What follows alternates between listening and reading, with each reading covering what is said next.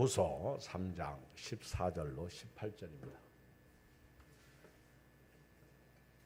베드로 후서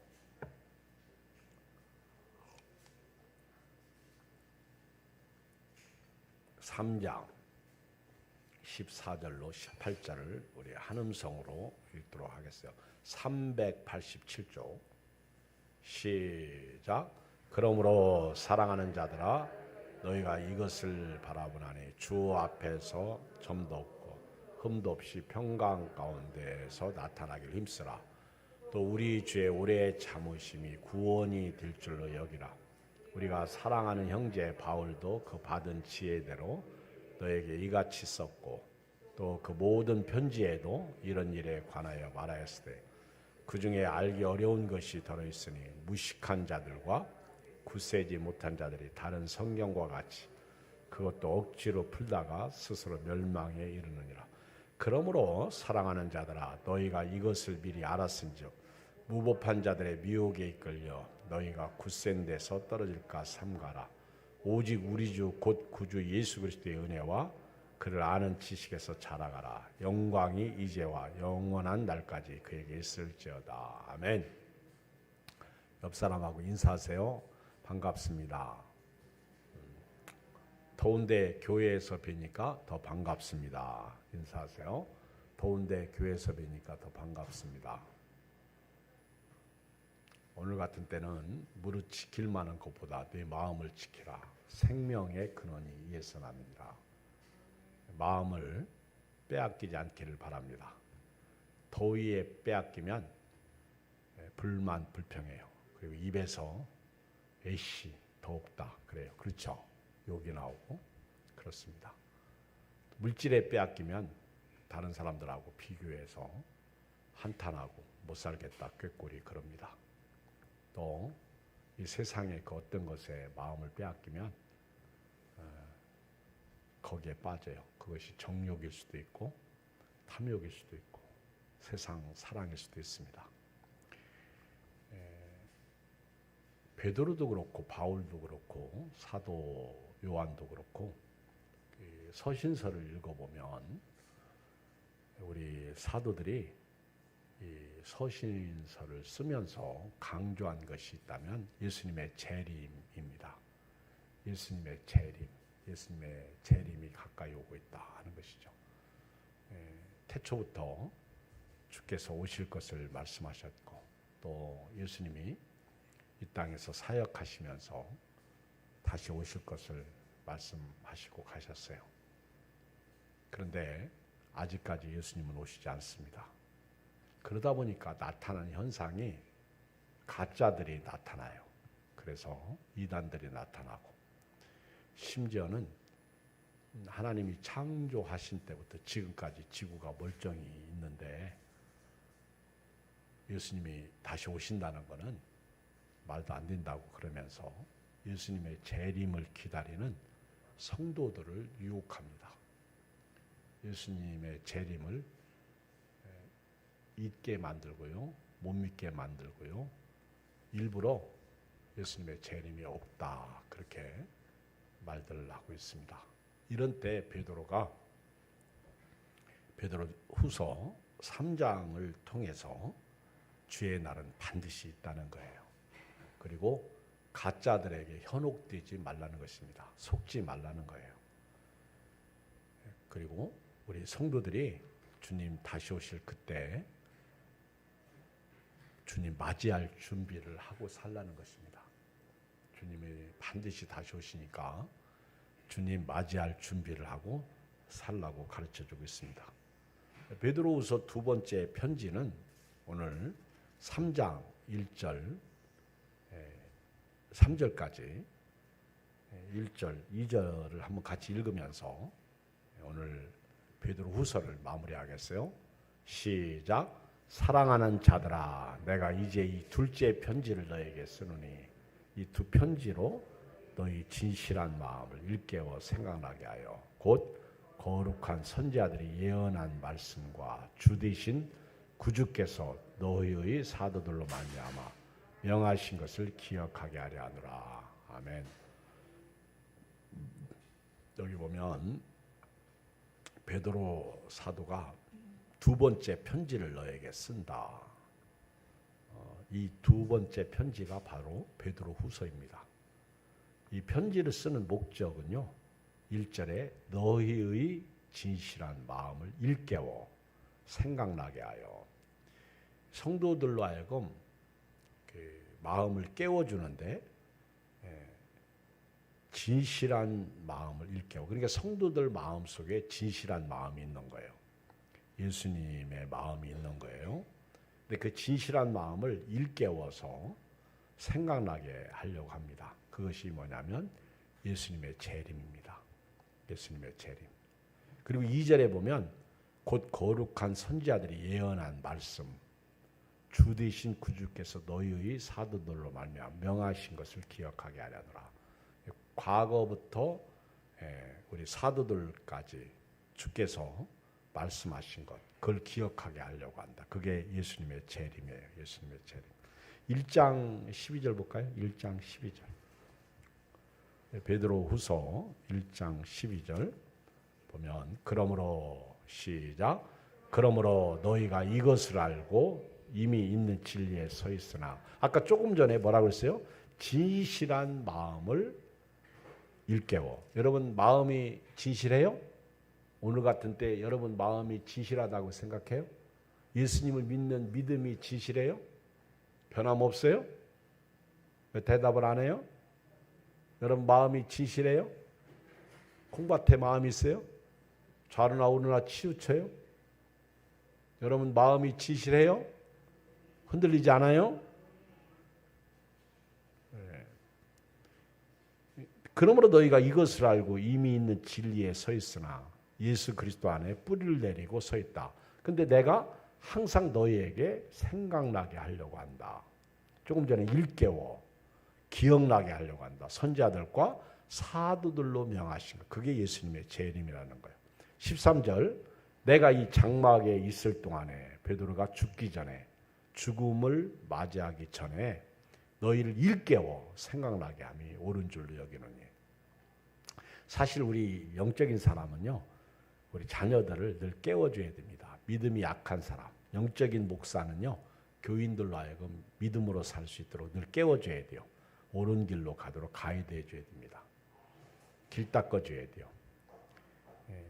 이게 옳다는 거예요. 내가 죽기 전에 이걸 해줘야 되겠다는 거예요. 14절, 이는 우리 주 예수 그리스도께서 내게 지시하신 것 같이 나도 나의 장막을 벗을날 것이 임박한 줄 압니다. 이게 베드로의 죽음 정신, 죽음을 앞두고. 그러니까 우리는 이 세상을 살 때 영원히 살 것처럼 세상을 살지 말고 세상을 어느 날 떠난다고 생각하고 사는 지혜가 필요합니다. 이게 죽음 정신. 그렇지 않아요? 나의 장막을 벗어날 것이 임박한 줄을 알미라. 15절 시작. 내가 힘써 너희로 하여금 내가 떠난 후에라도 어느 때나 이런 것을 생각나게 하려 하노라. 16절 시작.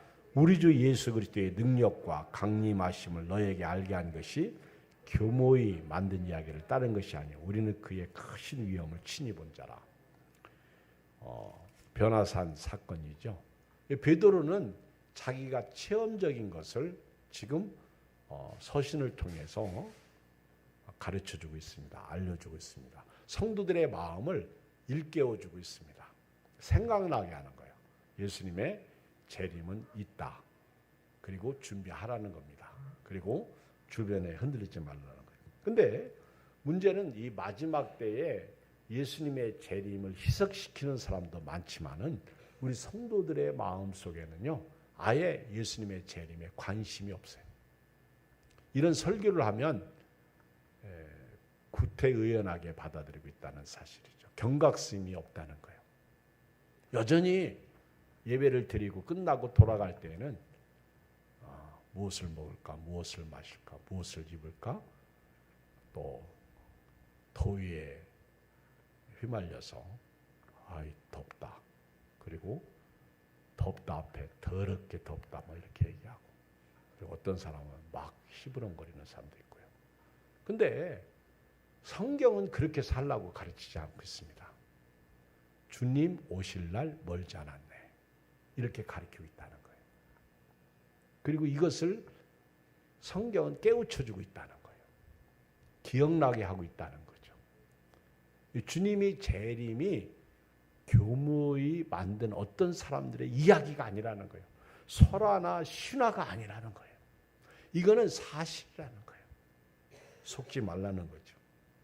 반드시 예수님은 오신다는 거예요. 그런데 그럼 왜 아직까지 안 오시느냐? 이것이 이제 3절. 주님은 반드시 오시는데 왜 안 오시느냐? 주님은 오시는데, 그러니까 안 오시기 때문에 이단들이 극성을 부리는 거예요. 안 오시기 때문에 가짜들이 봐라, 안 온다. 자, 읽어요. 3절부터 5절까지. 시작. 먼저 3장 3절이에요. 시작. 먼저 이것을 알지 말세에 조롱하는 자들이 와서 자기의 정욕을 따라 행하며 조롱하며. 보세요. 지금 말세거든요. 이 때를 말세 마지막, 말세 지말, 말세 중에 끝이 가까이 왔다는 말세 지말. 말세에 조롱하는 자들이 와서 농락한다는 거죠. 이 사람들은 자기 정욕대로 행하며 조롱합니다. 먹을 거 다 먹고 놀 거 다 놀고. 우리 중에 그런 사람 있잖아요.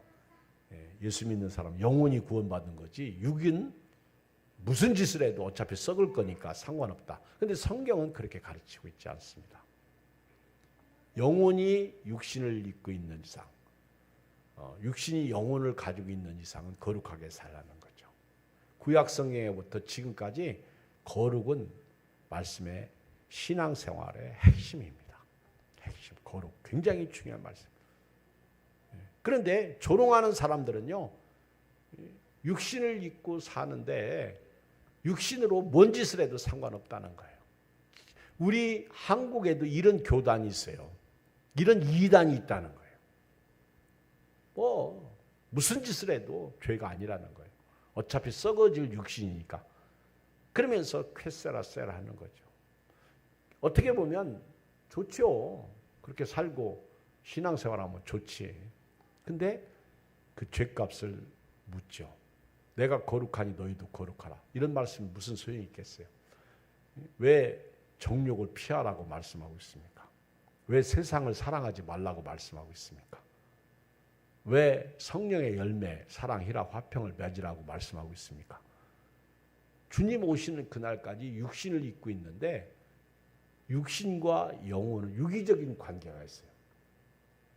그래서 서로가 관계가 있기 때문에 함부로 살면 안 되는 거예요. 육신적으로 살면 영이 망하고 영으로 살면 육이 복을 받는. 그래서 로마서 8장에도 보면 육신의 생각은 사망이에요. 영의 생각은 생명과 평안이죠. 우리 생각이 두 가지예요. 아침에 일어나서 먹고 사는 문제부터 저녁에 잘 때까지 어떤 생각에 지배를 받고 있느냐. 마귀가 가룟 유다 생각 속에 들어가니까 예수님을 팔려는 생각을 집어넣어주니까 예수님을 팔아먹습니다. 자, 이들은 이렇게 정욕대로 살면서 4절 이르되 주께서 강림하신다는 약속이 어디 있느냐. 조상들이 잔으로부터 만물이 처음 창조될 때와 같이 그냥 있다 하니. 그러면서 말씀을 희석시키는. 아직도 안 오셨는데 뭐 예수님이 재림이 있다고 하느냐. 그러면서 이는 읽어요. 5절 시작. 이는 하늘이 예적부터 있는 것과 땅이 물에서 나와 물로 성립된 것도 하나님의 말씀으로 된 것을 그들이 일부러 잊으려 함이로다.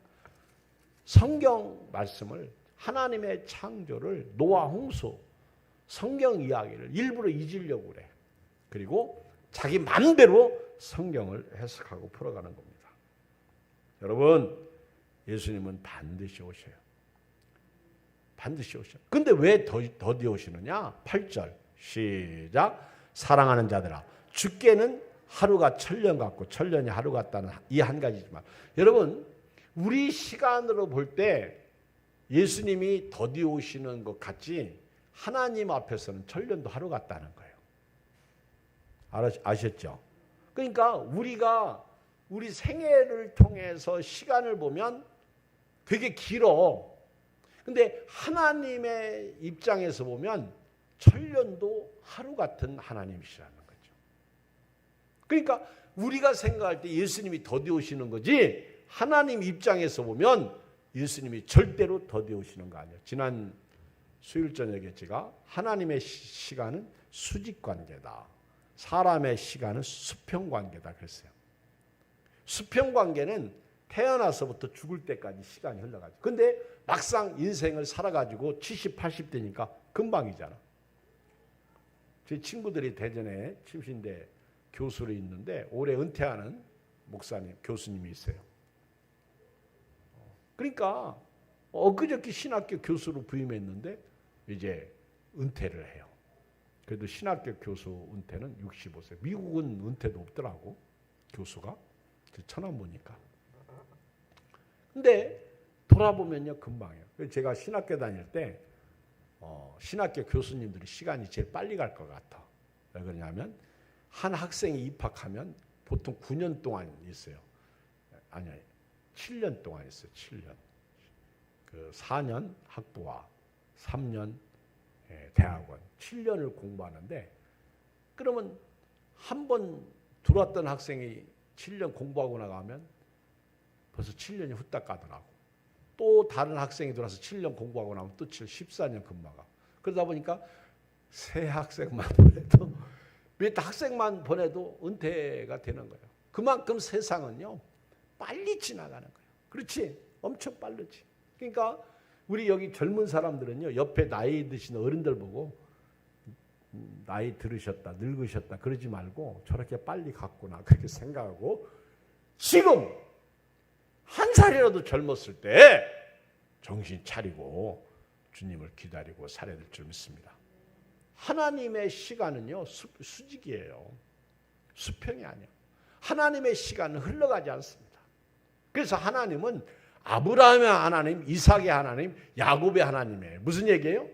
아브라함 때도 하나님이시고, 이삭 때도 하나님이시고, 야곱 때도 하나님이시고, 모세 때도 하나님이시고, 베드로 때도 하나님이시고, 오늘 우리 때도 하나님은 똑같은 하나님이에요. 시간 밖에 있는 하나님이시기 때문에 아브라함 때 하나님은, 모세 때 하나님은, 베드로 때 하나님, 우리 때 하나님은 똑같아. 그래서 변함이 없으신 하나님. 왜? 시간 밖에 계시는 분이니까 그렇잖아요. 그러니까 아브라함이 지금 천국에 있어요. 그런데 우리 중에 누가 천국 가면요, 아브라함보다 빠른 것도 늦은 것도 아니에요. 왜? 하나님 앞에서는 시간이 똑같기 때문에 아브라함이나 오늘 죽은 사람이나 똑같은 거예요. 아셨죠?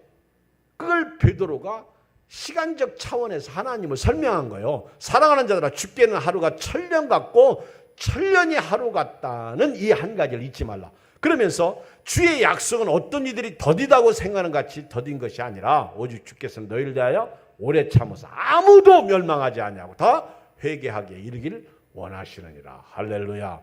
딱 목적이 하나 있어요. 예수님이 우리 시간 입장에서 우리가 생각하는 그 재림을 이해한다면 예수님이 더디 오시는 목적은 뭐예요? 예수님은 더디 오시는 목적이 한 사람도 잃어버리지 않고 다 회개하고 구원 얻도록 하시기 위해서 예수님이 더디 오신다는. 그러니까 전도해야 돼요? 안 해야 돼요? 해야 되는 거예요. 우리 노 연세 드신 권사님이 오늘 강화를 좀 갔다 와야 되겠다. 강화 그렇게 말씀하시면서, 목사님 강화도 가는 버스가 어디서 타고 어디 있는지 아세요? 라고. 내가 강화도 버스 타고 가본 적이 없어. 그걸 제가 어떻게 합니까? 몰라요. 그러면서 근데 왜 갑자기 강화도를 가시려고 그럽니까? 그랬더니 강화도에 오늘 내일 하시는 분이 있나 봐. 언제 돌아가실지 모르는 오늘 내일 하시는 분이 있나 봐. 그분한테 가서 영혼 구원 좀 하고 오겠다는 거예요. 80이 훌쩍 넘으신 어른이. 그래서 제가 대단하십니다. 그래서 저보고 그러는 거예요. 목사님, 어떻게 가서 영혼 구원을 해야죠? 그래서 권사님이 믿은 예수님을 얘기하고 오세요. 제가 그동안 먹은 게 있잖아요. 서당께 3년이면 풍어를 읊고 식당께 3년이면 라면을 끓이고 또 뭐가 있지? 네? 커피요. 커피는 뭐라고 그래요? 다방께 3년이면 커피를 끓이고, 예? 그렇잖아. 지금까지 예수 믿었는데 예수 믿으세요 그러면서 전도하고 오면 되지. 그걸 뭐 어떻게 성경 공부시키나. 우리 이근소 목사님이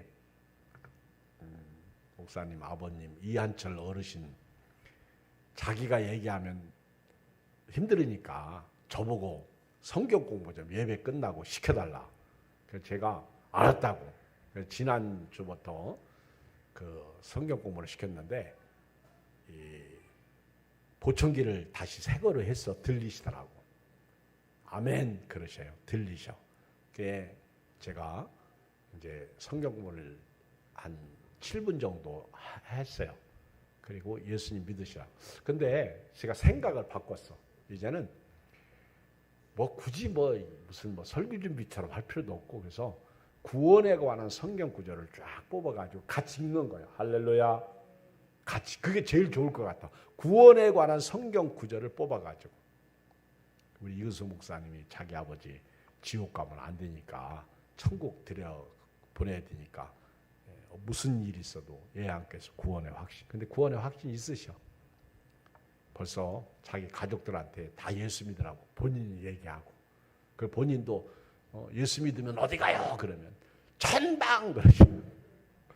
아주 그때 이근수 목사님하고 신원자 사모님 앞에서 웃고 계시잖아. 나는 열심히 막 목청을 높여가지고 성경 공부 시키는데 자기들은 웃고 있어.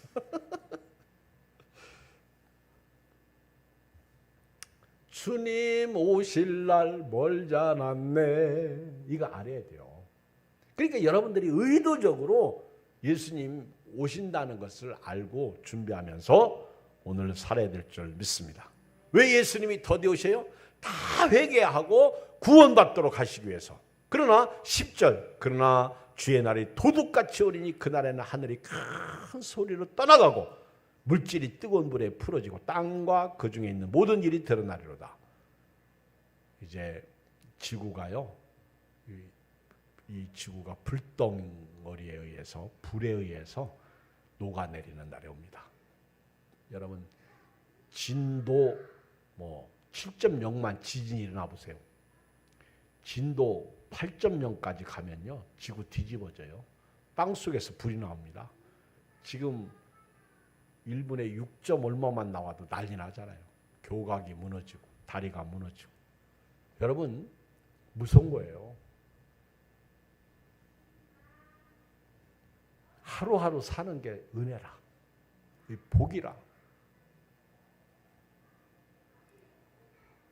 자, 주님은 반드시 오십니다. 자, 어떻게 살아야 됩니까? 이게 이제 11절부터 오늘 18절까지 말씀입니다. 그 첫째가요. 읽어요. 11절. 시작. 이 모든 것이 이렇게 풀어지리니 너희가 어떠한 사람이 되어야 마땅하냐. 첫째, 거룩한 행실. 거룩하게 살아야 돼요. 제가 새벽 시간에 제사장 옷에 대해서 말씀을 전하다가 은혜를 많이 받았어요. 제사장의 옷을 보면서. 근데 하나님이 제사장들에게 옷을 입히시는데 하나님 성막에서 봉사하는 옷이에요. 근데 그 옷의 핵심이 거룩이야. 거룩. 근데 신약에 오면 우리가 제사장인데 로마서 13장에도 보면 거룩 예수님의 옷으로 옷 입고 이런 말씀이 나와요. 그 예수님의 옷이 뭐예요? 예수님으로 옷 입으라고 그랬더니 예수님의 옷을 찾아서 세마포 하얀 옷 입고 교회를 옵니다. 그리고 아무것도 안 해. 살짝 앉았다가 가는데 의자가 먼지 있을까봐, 먼지 묻을까봐 탁탁 털고 탁탁 털고, 그 세마포 혼자만 거룩하게 아주 하얀 세마포, 하얀 저고리 입고 와서 앉아 있으면 그게 거룩인가? 그건 거룩이 아니야. 그렇게 와서 앉아 있는 사람 밥 하나 안 해, 설거지 하나 안 해. 예수 그리스도로 옷 입으란 얘기는요, 의의 옷을 얘기해요. 의의 옷. 그러니까 성경 말씀대로 뭐 성령의 열매, 또 빛의 열매, 그리고 이런 봉사의 열매, 이렇게 다 예수님으로 옷 입는 거야. 성화.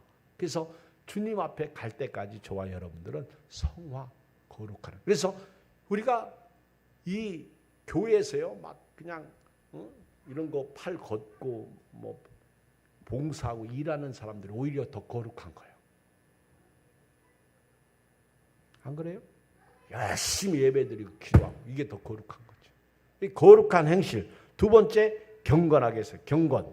경건은 뭐예요? 예배드리고 기도하고 전도하고 봉사하고 이런 게 다 경건에 속한 거죠. 선교하고.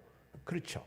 그리고 세 번째 12절 시작. 하나님의 날이 임하기를 바라보고 간절히 사모하라. 이거는 처음부터 베드로가 강조해 온 거예요. 이걸 깨우쳐주고 선지자들과 사도들로 말한 말씀을 기억나게 하려고 베드로 후서를 쓰는 거죠. 그래서 사람들로 하여금, 성도들로 하여금 주님 오실 날을 사모하는 거예요. 여러분요, 사랑하는 사람을 사모해 본 적 있어? 정말 사랑하는 사람 사모해 본 적 있어? 그 사모해 본 적이 없으면 예수님도 사모해 본 적이 없어. 제가 이렇게 우리 교인들을 보니까 그냥 마지못해 사는 것 같아. 정말 사랑하고 사모하면서 사는 것 같지 않아. 돈 갖다 주면 그때는 조금. 제가요, 저희 아들이 월급이 2달 동안 안 나왔어. 2달 동안 안 나오니까 첫째 11조를 안 차나, 둘째 아빠 용돈을 안 주잖아. 근데 2달 동안 월급이 안 나오니까 애가 나한테 아빠 돈 좀 꿔줘. 돈 좀 꿔달래. 그래서 걱정하지 마. 그랬더니 처음에는 친구한테 돈을 꿔가지고 자기도 이제 생활해야 되니까. 근데 이제 오늘 문자가 왔는데 아빠 2달 월급 나왔어요. 근데 왜 내가 기분이 좋아? 근데 나는 은근히 걔 월급 나오기를 사모했어. 은근히 우리 둘째 아들 월급 나오기를 사모했어. 근데 월급이 나왔어. 그래가지고 이제 우리 가족 카톡방 3명이 가족인데 가족 카톡방에 오늘 나 2달치 월급 나왔습니다. 이렇게 카톡을 올렸어. 그리고 조금 있다가 아빠 어느 통장에 돈을 붙일까요? 어느 통장에 돈을 붙여드릴까요? 그래서 항상 붙이던 통장에 붙여라. 그랬더니 지금 일 중에 있으니까 요거 일을 끝내면 걔는요 아주 월급 타면 즉각 11조하고 용돈을 탁 보내요. 그래서 이제 나한테 빚진 거하고 가만히 한 달 월급이 다 나한테 올 것 같아. 11조하고. 야, 갑자기 내 마음이 쓰리더라고. 왜? 내가 걔를 사모하니까. 아, 쓰리더라고. 야, 부모는 자식을 사모하잖아요. 근데 조금 있으니까 나한테 빚진 거 한 달 걔 봉급을 다 보낸 거야. 나한테 11조하고 그 다음에 용돈하고 그러니까 2달치를 밀렸으니까 용돈도 밀린 거. 이런 한 푼 안 떼먹고 붙이더라고. 눈물이 핑 돌대. 그렇잖아요. 그래서 내가 얘한테 용돈 좀 줘야 될 것 같아. 그렇잖아요. 근데 부모는 자식을 사모해. 근데 결혼하기 전에는 서로 사모했는데 사모하지 않고 살아. 근데 오늘부터요, 이왕 사는 거 사모하고 사세요. 그러면 행복해. 그런데 우리가 예수님을 그렇게 사모하고 기다려야 된다는 거예요. 오늘 오셨으면 좋을 텐데 오늘 오시면 아무개가 예수 안 믿는데 어떻게 하지? 그러면 그 아무개에게 전도할 거 아니야. 심각합니다. 요즘 교인들의 신앙이요, 콩밭에 마음이 있어. 기준이 말씀이 아니야. 자기가 기준이야. 그래서 한 교회에 오랫동안 다니는 분들이요, 사실은 굉장히 존경스러운 거예요. 굉장히 대단한 분이야. 피치 못해서 멀리 이사 가거나 그래서 옮기는 경우도 있는데 괜찮죠. 그러나 그렇지 않으면 저도 여러분도요, 주님만 사랑하고 섬길 때 예수님의 재림을 삼아야 돼요. 하나님의 날이 임하기를 바라보고 간절히 사모하라. 그날에 하늘이 불에 타서 풀어지고 물질이 뜨거운 불에 녹아지라. 이런 날이 반드시 옵니다. 그래서 저와 여러분들 13절 시작. 우리는 그의 약속된 의가 있는 곳이 새하늘과 새 땅을 바라보란다. 이제 앞으로 이 세계는요, 새하늘과 새 땅으로 바뀝니다. 지금 우리가 살고 있는 세상은 바뀌는 거예요. 새하늘과 새 땅. 그래서 그 이사야 65장 17절에 보면 보라, 내가 새하늘과 새 땅을 창조하나니 이전 것은 기억되거나 마음에 생각나지 아니할 것이라. 내가 지을 새하늘과 새 땅이 내 앞에 항상 있는 것 같이 너희 자손과 너희 이름이 항상 있으리라. 여호와의 말이니라. 요한계시록 21장 1절에도 또 내가 새하늘과 새 땅을 보니 처음 하늘과 처음 땅이 없어졌고 바다도 다시 있지 않더라. 다 지나가는 거예요. 새하늘과 새 땅이 오면 과거는 다 없어지는 거예요. 이 지구는 다 없어지는 거예요. 2절에 보면 또 내가 보매 거룩한 성 새 예루살렘이 하나님께로부터 하늘에서 내려오니 그 준비한 것이 신부가 남편을 위하여 단장한 것 같더라. 쭉 읽어보면 새하늘과 새 땅에 대해서 설명합니다. 그리고 14절 읽어요. 시작. 그러므로 사랑하는 자들아 너희가 이것을 바라보나니 주 앞에서 점도 없고 흠도 없이 평강 가운데 나타나기 힘들어. 여러분, 성경은요, 베드로 사도는 우리 보고 점도 없고 흠도 없이. 야, 근데 우리 점이 있어 없어요? 응? 점 있어. 흠 있어 없어? 흠 있어. 요즘 제가 이렇게 말씀을 보내잖아요.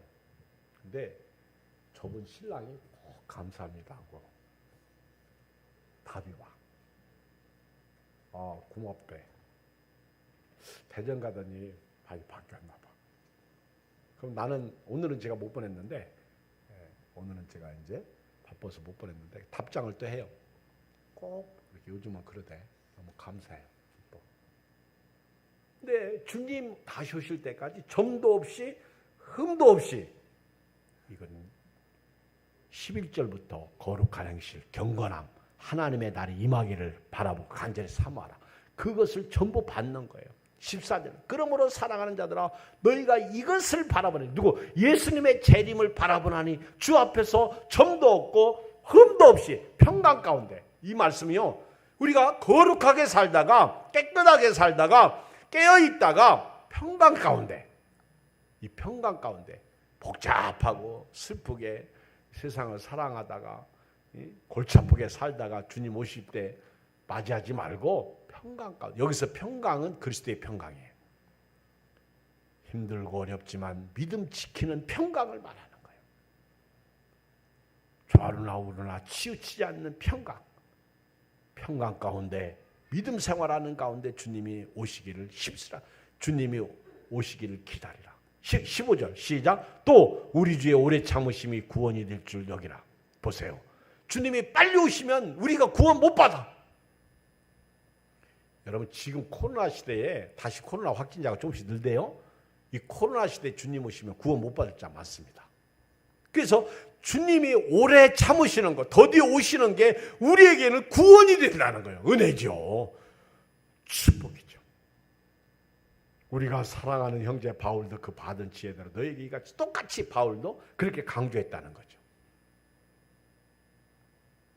16절 또 그 모든 편지에도 이런 일에 관하여 말했을 때 그 중에 알기 어려운 것이 더러있으니 무식한 자들과 읽어요. 그 다음부터 시작. 무식한 자들과 굳세지 못한 자들이 다른 성경과 같이 그것도 억지로 풀다가 스스로 멸망에 이르느니라. 이 사람들이 누구요? 바로 3장 3절에 나오는 사람들. 먼저 이것을 할지 말세에 조롱하는 자들이 와서 자기의 정욕대로 행하며 조롱. 이런 사람들을 얘기하는 거예요.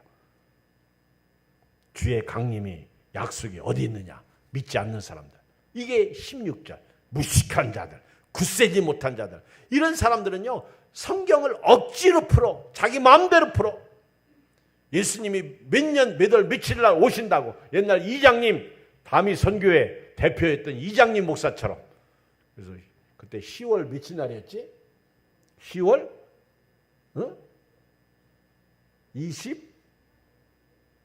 10월 8일이요, 23일이요.